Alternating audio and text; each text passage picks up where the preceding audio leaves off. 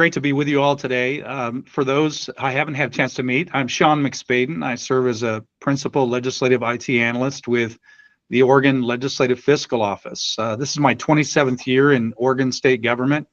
The first 15 of those years I served in the executive branch in a variety of different roles in the Office of the State CIO. I served as Oregon's Deputy State Chief Information Officer for about 5.5 years. And for the last dozen or so years, I've worked here in the Oregon Legislature. I have fairly broad information technology, cybersecurity, and artificial intelligence related program and project oversight responsibilities for agencies in all three branches, and serve as a committee administrator for Oregon's Joint Committee on Information Management and Technology. Finally, I have the opportunity to work as Oregon's representative to the National Conference of State Legislatures Task Force on Artificial Intelligence, Cybersecurity, and Privacy. It's really great to be with you all today and to have this opportunity to present. I'm going to go through just a few topical areas in the time that I have. I'm going to move right into that agenda now. So the Oregon Legislative Fiscal Office, our primary responsibility is to support the Joint Committee on Ways and Means. That's the state of Oregon's primary budget committee, focused on establishing the legislature's adopted balanced budget, preparing fiscal impact statements on legislative measures, and conducting studies and publishing detailed analyses and briefs on budget-related topics. In terms of the committees that we support, again, the Joint Committee on Ways and Means is our primary committee, but we also provide staff support to a variety of different boards and task forces here within the Oregon Legislature, including the Legislative Audits Committee and the primary committee that I support, the Joint Legislative Committee on Information Management and Technology. This Joint Committee on Information Management and Technology, it's a 6-member statutory committee. So we're a standing committee. We have 3 senators and 3 representatives that serve as the committee members. And we have a variety of different duties and responsibilities here for the Oregon Legislature. We have the ability to provide IT project and cybersecurity oversight. We work with Oregon state agencies to understand their proposed projects and the status of those projects throughout their life cycle. We conduct a variety of different studies related to information technology and cybersecurity. The committee is a policy committee as well, and so it has the ability to introduce information technology, cybersecurity, and other technology-related measures for the legislature's consideration. And finally, we work with technology leaders in all 3 branches to establish statewide IT goals and policy objectives. I'll move through this slide. This is our current membership. We meet every Friday during the legislative session. We're actually actively in our legislative session now for the 2025 legislative session. We currently have a variety of information technology, cybersecurity, and artificial intelligence bills that are under consideration by the committee. That we've got a dozen or so measures that have been assigned so far, and you can see topically, again, cyber, information technology generally, and now artificial intelligence are the primary focus for our committee. Specifically, the committee will be working with our local government, school, and special district members of the Oregon community to assess cyber insurance policy requirements and the establishment of a cyber resilience fund. We're working with the state chief information officer on an assessment of how IT is organized in the Oregon executive branch, how it might be more efficiently and effectively organized in the future. The committee's considering a measure, House Bill 3592, to establish an ongoing and permanent Oregon AI Commission and the establishment of a Chief Artificial Intelligence Officer position as an example. And finally, on the Senate side, one of the bills of great interest to the committee will be discussion on the potential creation of an enterprise IT modernization fund. Many of the agencies in state government have been utilizing legacy technology systems for several decades. We have a tremendous backlog of systems that need to be modernized or replaced. Of course, in governments, regardless of jurisdiction, regardless of country, they're all faced with, at minimum, budgetary and resource constraints that prevent the accelerated modernization of that technology infrastructure. We have a variety of different other topics of interest to the committee. I'll move to the other topics section. Of course, this broader topic of modernization and digital transformation of government IT and service delivery to the constituents that we serve, broadband deployment, public safety communications and interoperability, and of course, enterprise data governance, management and sharing. Finally, we are working with our state agencies, with some of the administrative service bureaus within Oregon state government on information technology procurement. We have a variety of different what we call major IT project and programs that are underway. Our office is an oversight office. Currently, in terms of the overall portfolio that we're reviewing now in the 2023-2025 biennium here in Oregon state government, we note that we're currently overseeing over 71 major IT projects that exceed $1 million, that's US dollars, with a total estimated IT project budget of approximately 1.2 billion US dollars. So those projects and programs are being administered in a variety of different program areas that you see here on the screen, and involve a variety of different types of information technology systems. I'm going to move to the topic here of artificial intelligence. I just wanted to briefly mention that both on the legislative branch side and on the executive branch side, we've been very active in this area over the last year or two. I'll just briefly mention that during the 2023 and 24 legislative session, the legislature considered a variety of different ideas on how to address the governance of artificial intelligence in state government. And in 2024, the legislature established a task force on artificial intelligence. Importantly, it was narrowly constructed to focus in on the key terms and definitions related to artificial intelligence that the legislature might consider for use in future Oregon legislation related to the topic. That task force did complete its work in 2024, published its final report and recommendations to the legislature, and has now sunsetted. A separate group was established in late 2023 in the executive branch via our Governor Kotek's executive order. The executive order was number 2326. It involved the creation of a multi-jurisdictional and multi-sector state government AI advisory council. That council met over a dozen times in late 2023 all the way through 2024. It has also completed its work and has published a final report and set of recommendations. Those recommendations have been given to Governor Kotek, and those are under consideration now. In terms of the use of artificial intelligence in government, there are, of course, many use cases for generative AI in government operations, regardless of branch. And I've listed some of them here, of course.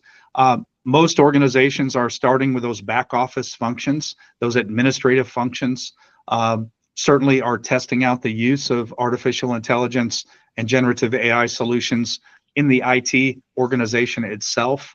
But also finance and accounting, contracting and procurement, human resources, and general use for communication and reporting across the respective government enterprises.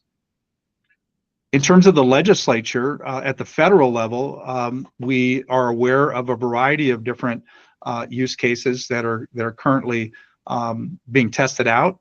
Certainly the use of AI, generative AI solutions for member support for bill drafting and research, and clearly for communication internally for search functions for documents that might be available in the government enterprise, but also as an intelligent assistant in terms of research and summarization of very large documents.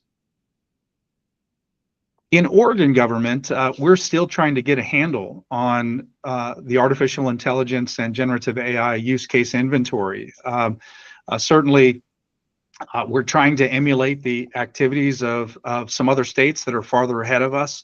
I believe this particular set of 6 questions came from the state of Connecticut.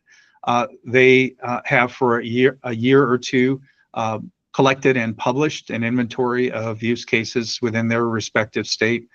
We're certainly trying to catch up to that kind of effort. So these are the kinds of questions that we're working with our state agencies in all 3 branches to have them review their IT environment, determine what kinds of products and systems are currently in use and for what purpose, so that we can begin to understand as an enterprise in all 3 branches how these kinds of important tools are being used today, or that agencies plan to use them in the future.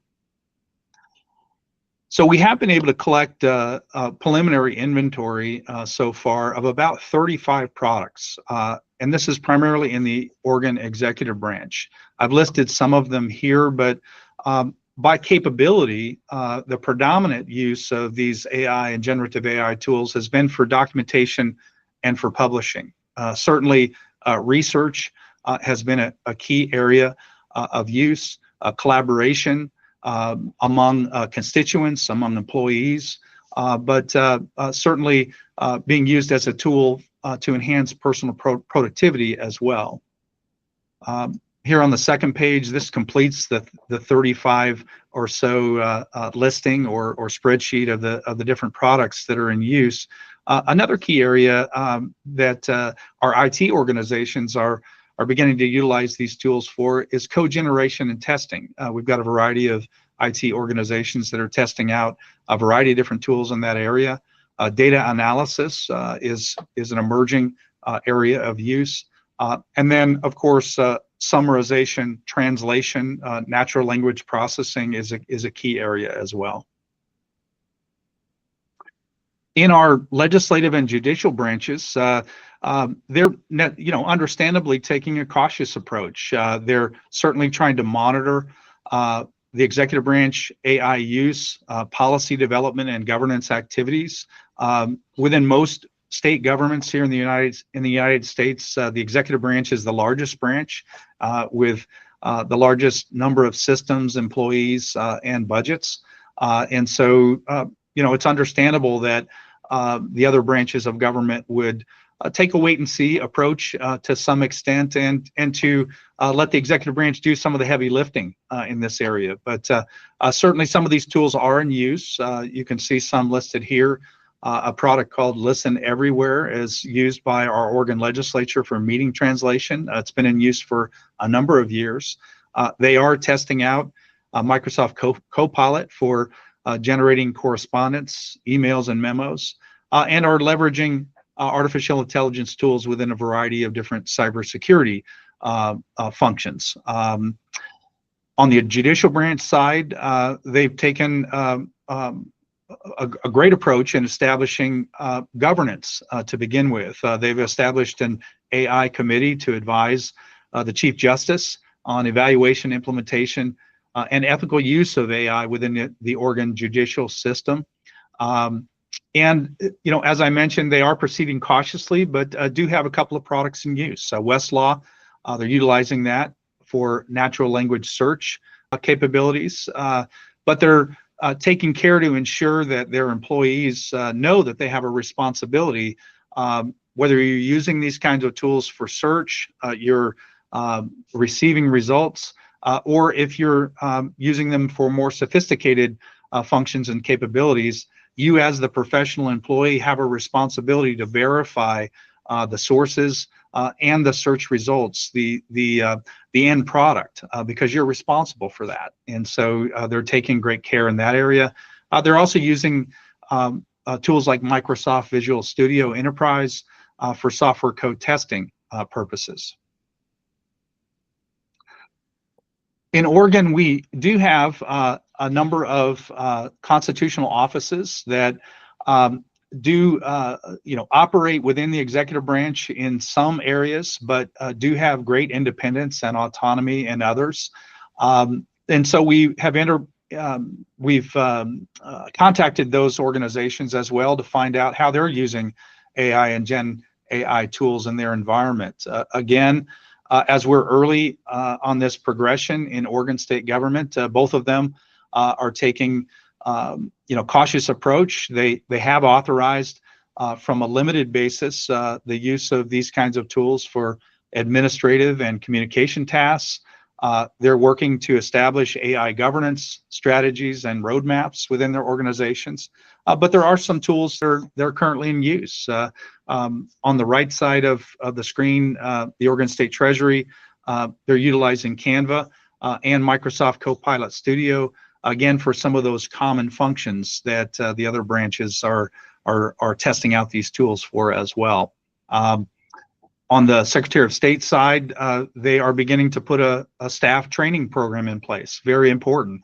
They're beginning to look at the issue of how do we procure these tools effectively and efficiently, and include the kinds of terms and conditions that would protect the state in regard to data security, privacy, and those important aspects of protecting the data that we're entrusted to protect. Of course, with this entire topic, a number of key questions begin to emerge, and unfortunately, they're beginning to emerge in government all at once. How will the use of AI impact our workforce from a job and skill standpoint? How will our constituents respond to receiving services digitally, via an AI-enabled solution? What obligations do we have to communicate with our employees and our constituents in regard to how we're using AI-enabled solutions and the circumstances in which we're only going to have humans involved in the business process. So we're entering into a new era of complication, and also we've got to consider a variety of different risks and challenges to our government organizations. Some of them I've listed here. In the interest of time, I won't go through all of them, but certainly, these are some key ethical, functional, legal, and security risks that government jurisdictions all across the world are dealing with now. Certainly, we've all been focused on the topic of how do we identify and eliminate bias in our data. How do we ensure that the prompts and the results that we receive, produce verifiable information? How do we avoid hallucinations and identify hallucinations by the AI-enabled tools? We've got a variety of different issues that we need to consider as we use these important new and emerging technologies in our environment. This is a recap, a slight restating of some of those potential threats and concerns and potential mitigations of those concerns. I'll leave that for review after this session. But again, we, as government organizations, we have a variety of things that we have to think about. We're public servants. The money that we are able to utilize, the data that we collect, it's not ours. It belongs to the people we serve, and we have a greater duty of care in this area and in many others. And so we've got to be thoughtful about how we procure these kinds of solutions, how we deploy them, and ultimately how we use them in our environment to provide better information and services to the people that we're here to serve. So that concludes my presentation, my prepared remarks. I've provided my contact information here. I'd be glad to serve as a resource and more importantly, learn from all of you. We have a lot to learn from one another, and I look forward to communicating with you in the near future. So Luis, back to you.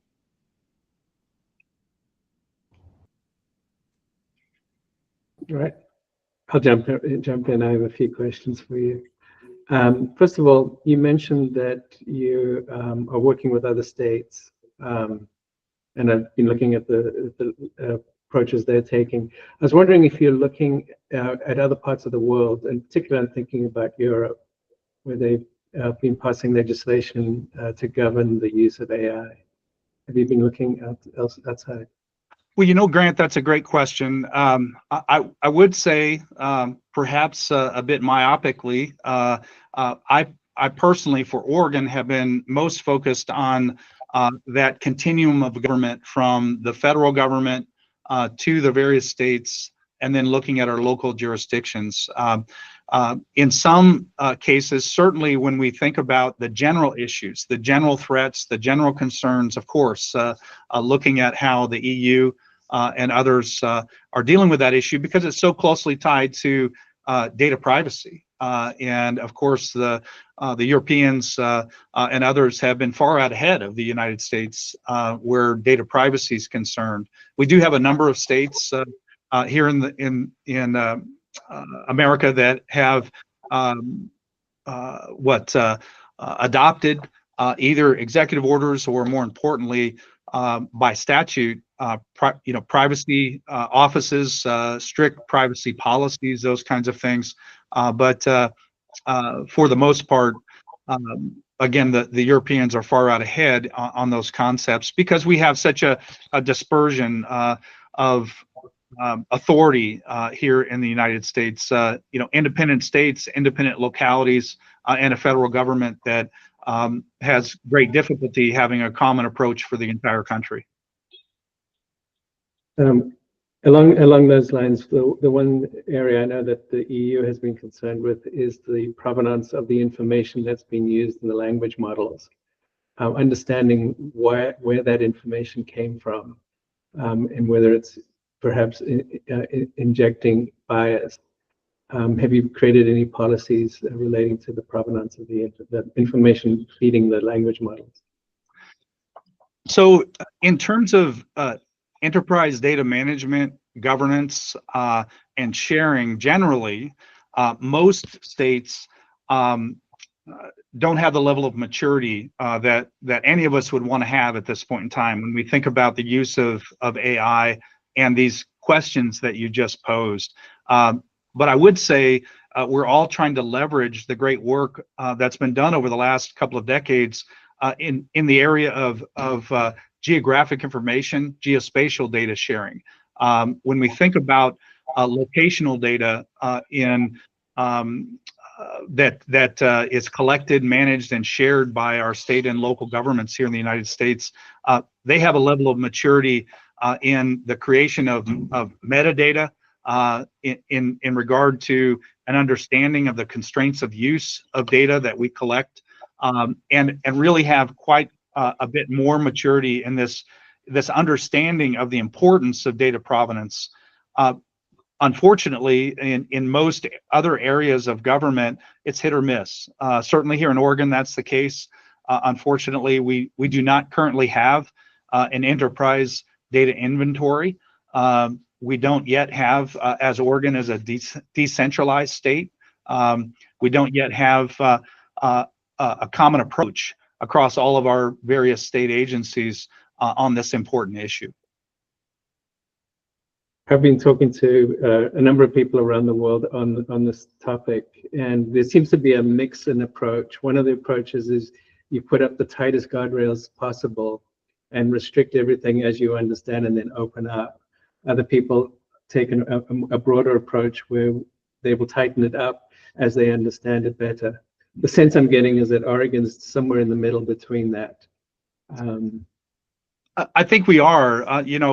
It's fair to say, certainly there have been top-level efforts by the legislature, by the executive branch, to begin to address some of these key governance-related issues on the acquisition, deployment, and use of AI within our environments.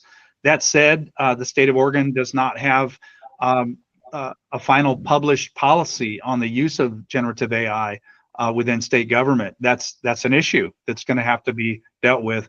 We don't have a dedicated organization or individual professionals that are responsible for this functional area of government, either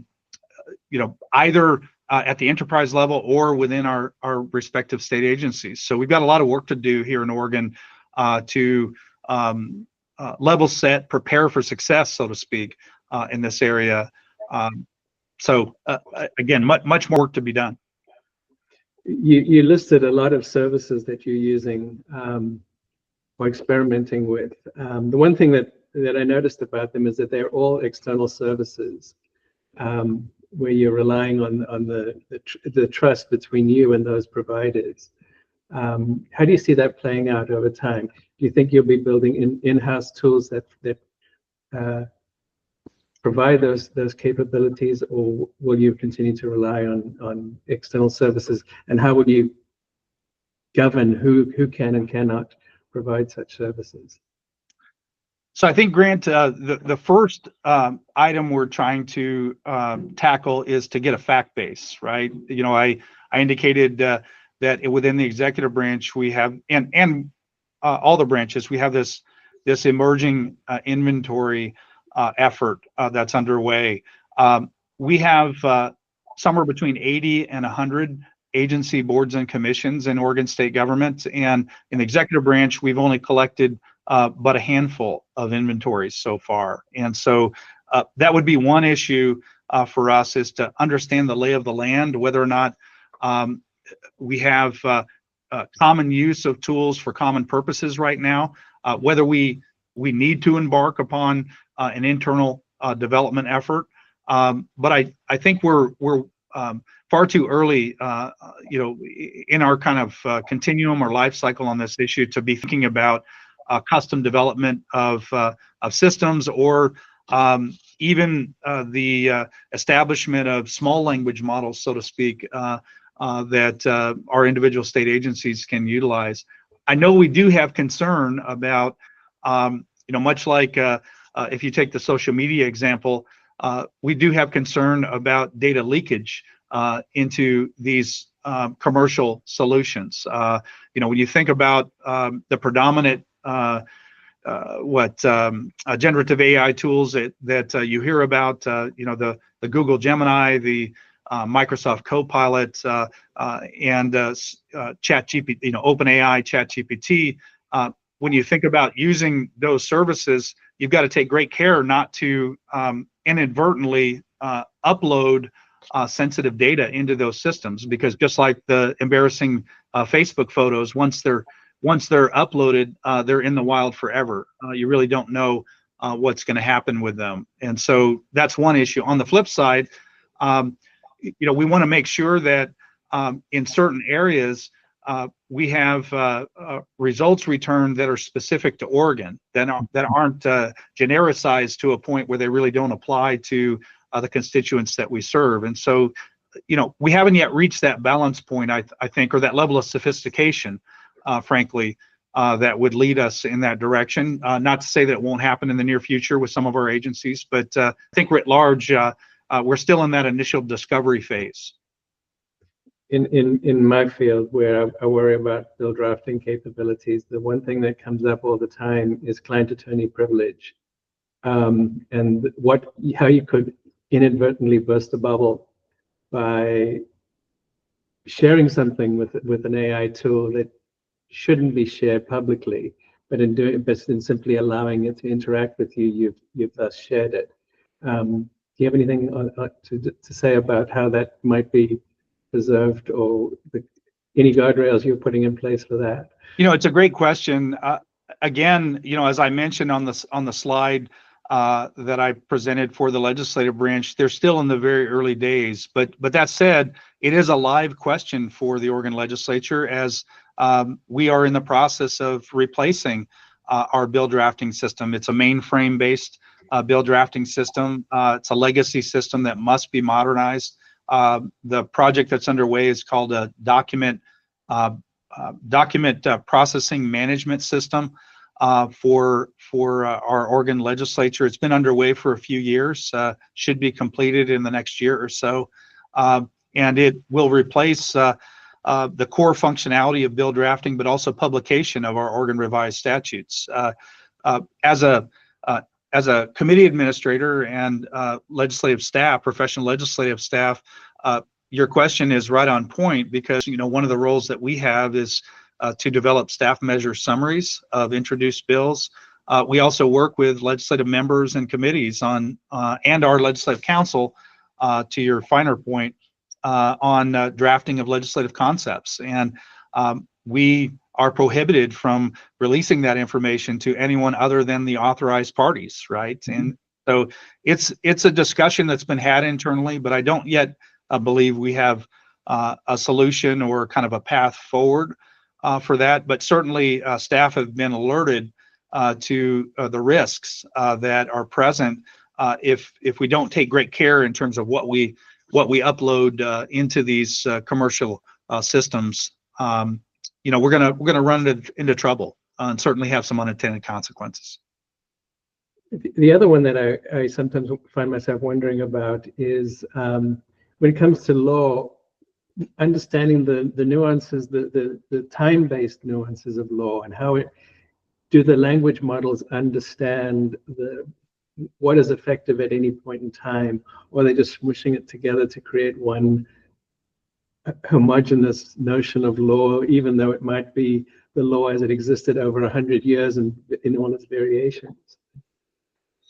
Yeah, that's a great question. I would say that it's more of an intellectual question at this point, because we're not yet exposing what our entire rule set, so to speak, our entire set of Oregon revised statutes. But certainly, I ask questions every day as a professional staff person here in the legislature, when a bill's effective, if it's not explicitly stated, right? And so there's some tribal knowledge involved in that, but also, what's the effect of an emergency declaration within a bill, and what activities are the parties authorized to begin to initiate prior to the full effective dates. Some bills have sunset dates, sunset clauses for the entire piece of legislation, others for certain components. So that kind of complexity, it's an interesting question. I haven't tested out these models even on historical legislation, much less measures that are introduced for consideration in the current session. Great question. Yeah, it's something I wrestle with every day. And it seems the more I try and make the language model understand it, the worse it gets. It seems to go in the wrong direction and understand. Sure. Actually, those are all the questions I have.